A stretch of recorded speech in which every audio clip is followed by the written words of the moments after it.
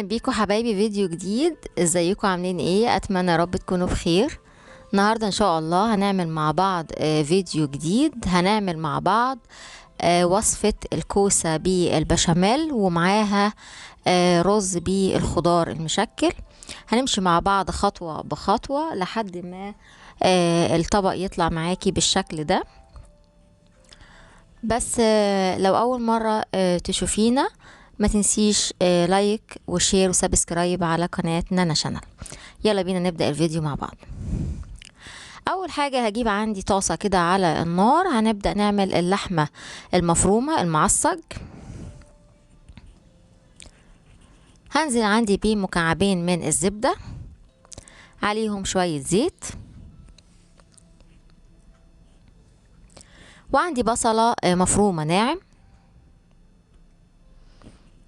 هشوح البصلة، انا مش عايزاها تاخد مني لون، انا مجرد بس ان انا بصفر بس البصلة تبقى شفافة معايا. وعندي هنا في طاسة تانية هحط برضو مكعبين من الزبدة.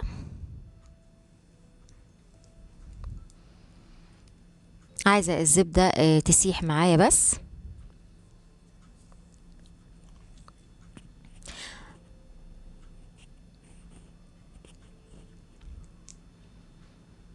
ببقى مقطعة عندي بصلاية كبيرة جوليان. البصلة دي هنشوحها علشان دي اللي هنشوح فيها الكوسة.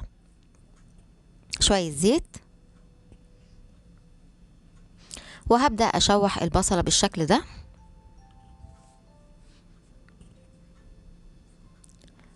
وايدينا برضو في البصلة بتاعة اللحمة المفرومة.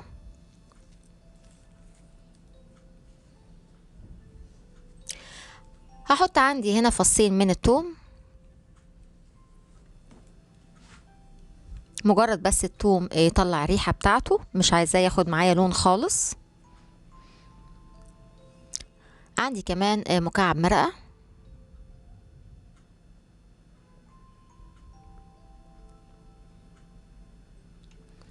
وعندي فلفل اسود، وملح بسيط لان احنا حطينا مكعب.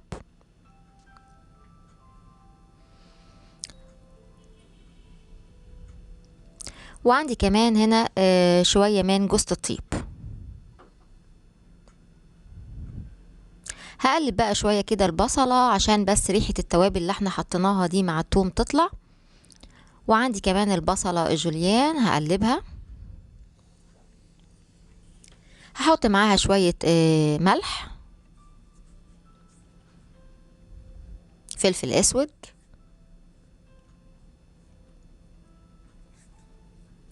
وعندي هنا فص من الثوم، ومعايا كمان شوية شطة. يعني لو عايزاها سبايسي بتحطي الشطة، احنا بنحبها تبقى حراقة شوية بتدي طعم حلو.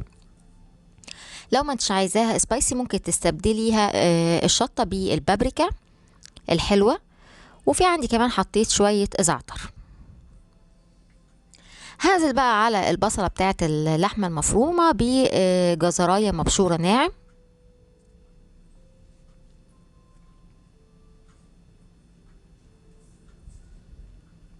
وعندي هنزل على طول باللحمة المفرومة. ده حوالي نص كيلو من اللحمة المفرومة.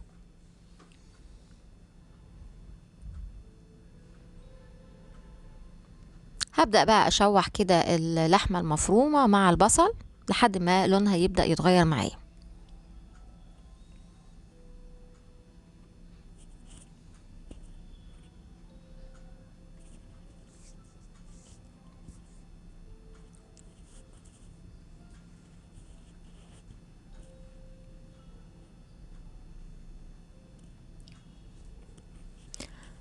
هنعمل بقى البشاميل على بال ما اللحمة كده والبصلة تتحمر. هجيب هنا طاسة كده على النار، هحط فيهم 3 معالق كبار من الزبدة.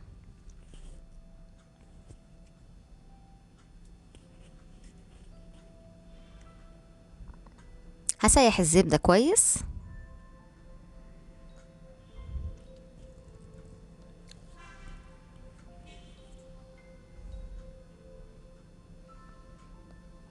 وهكون مجهزة عندي 3 معالق كبار من الدقيق.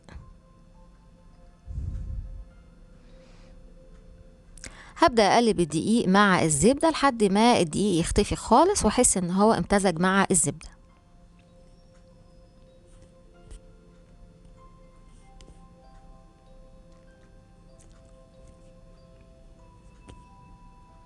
مكعب برضو من المرقة،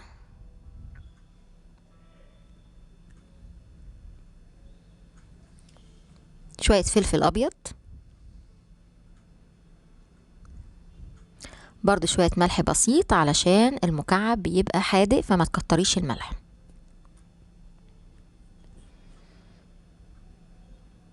هقلب بقى المكونات دي مع بعضها كده، وهجيب عندي لتر من اللبن. اللبن تكوني مطلعاه من قبلها بفترة من التلاجة علشان ما يكونش معاكي ساقع فيعمل تكتلات في الدقيق. اللبن بتطلعيه بيكون بدرجة حرارة المطبخ.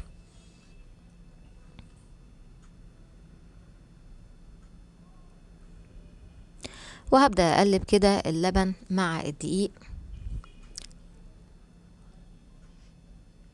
برضو نرجع نقلب تاني اللحمة المفرومة ما ننساهاش.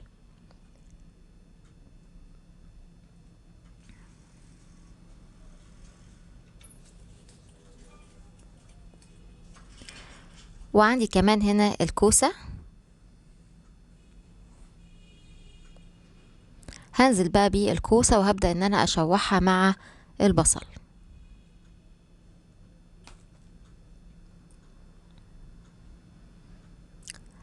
لازمة التشويحة دي ايه؟ اولا ان الكوسة بتبدأ انها تاخد من ريحة البصل مع البهارات والتوابل والحاجات دي كلها، غير كمان ان الكوسة بتديها زي نص تسوية كده قبل ما تحطيها في الفرن.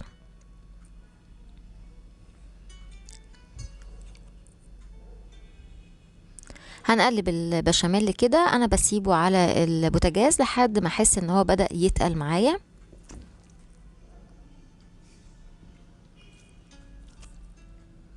هحط عندي هنا شوية بقدونس من على اللحمة المفرومة،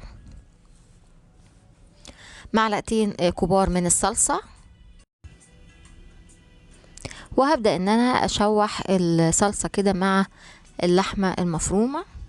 خلاص هي بدأت كده تاخد اللون اللي انا عايزاه.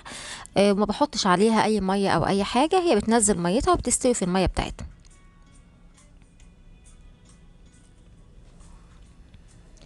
وهاجي عند البشاميل واحط كده مثلث من الجبنة المثلثات.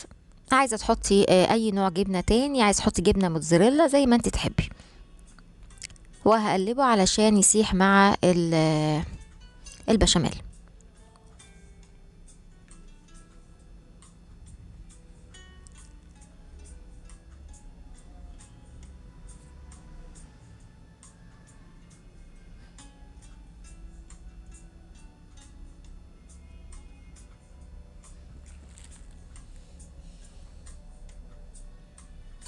انا هنا كنت مقطعه البصل جوليان. لو انتي ما بتحبيش ان البصل يكون باين في الكوسه، ممكن ان انتي تخليها بصله مفرومه ناعم، يعني مش لازم تعمليها بصل جوليان. انا بحبها تبقى باينه زي ما انتي تحبي.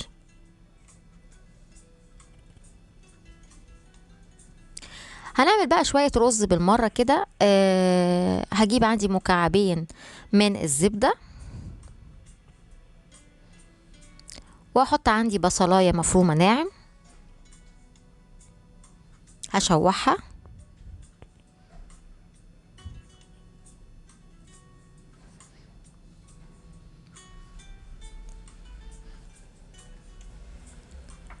ونقلب برضو في اللحمة المفرومة، ما ننساش يعني تبقى عينينا في كل حاجة احنا حاطينها على البوتاجاز، ما تخليش حاجة تطغي على حاجة تانية. بقلب في كل حلة كده شوية، وببدأ اشتغل في الرز برضو.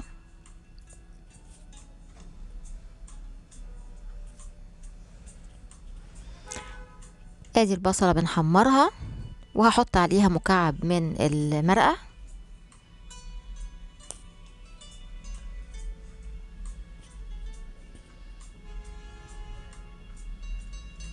شوية ملح صغيرين، فلفل اسود،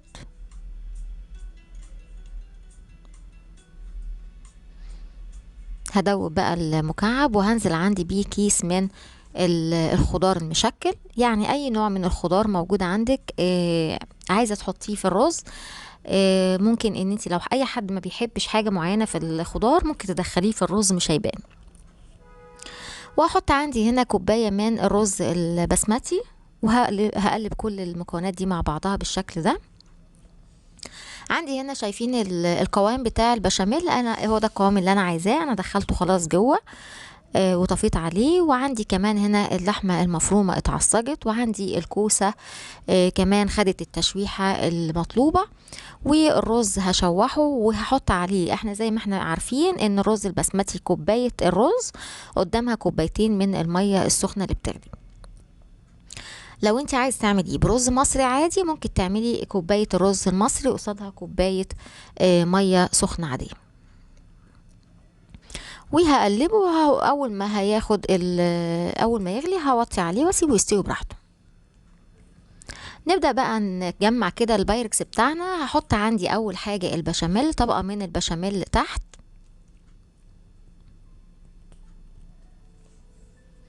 وهحط عندي كمان شوية بشاميل على الكوسة، وهبدأ اقسم الكوسة لنصين. نص هحطه تحت في الطبقة اللي تحت،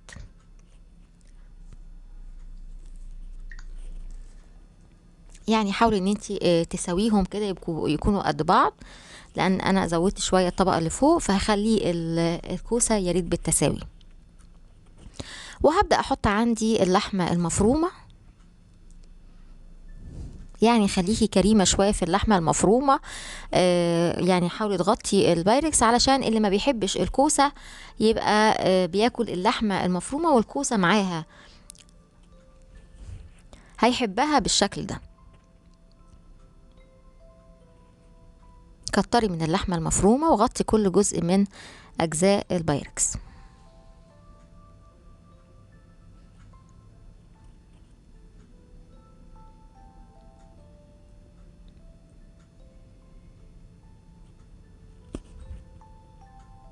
طبعا الكوسه من الاكلات اللذيذه جدا ومفيده للقلب، ويا ريت نكتر من الاكل منها، هي طعمها كمان في منتهى الجمال يعني.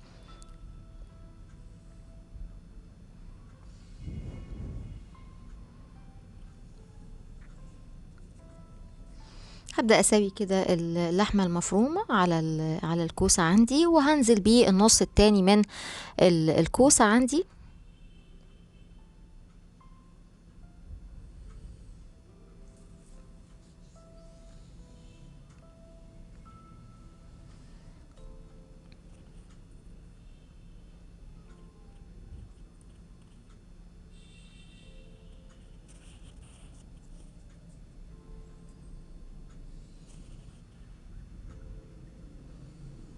يعني حاولي تساوي الكوسة في كل جزء بالشكل ده.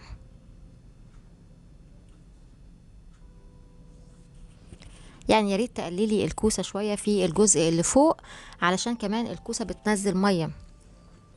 وهبدأ ان انا انزل بيه البشاميل، شفت قوام البشاميل عامل ازاي، واحط البشاميل اغطي بيه بالشكل دوت، وتمسحي كل جزء من البشاميل على البايركس، لان طبعا البشاميل بيتحرق في الفرن، فده طبعا بيتعبك جدا في التنظيف. وهبدأ ان انا احط عندي بقى الجبنة الموتزاريلا.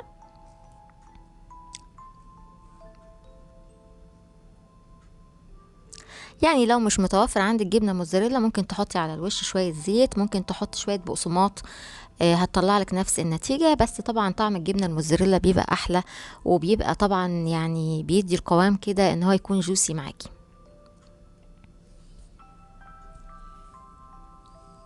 بس هدخلها الفرن، هتقعد في الفرن من مدة 25 دقيقة ل 30 دقيقة، يعني 25 دقيقة، والخمس دقايق اللي في الآخر هتشغلي عليها الشواية، هتقعد في الرف اللي في النص وعلى درجة حرارة 200.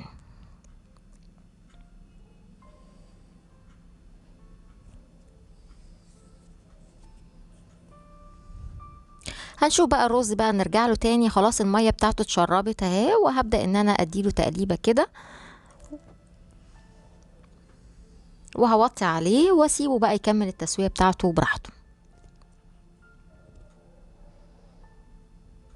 وخلاص خلصنا الوصفة بتاعتنا، طلعنا الكوسة من الفرن. شايفين درجة اللون حلوة ازاي. وعندي كمان الرز، هنغرف كده طبق، يعني طبق تقديم لفرد.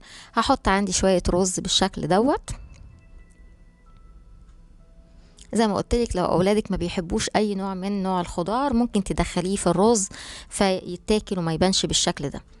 وهنطلع كده خرطة من الكوسة.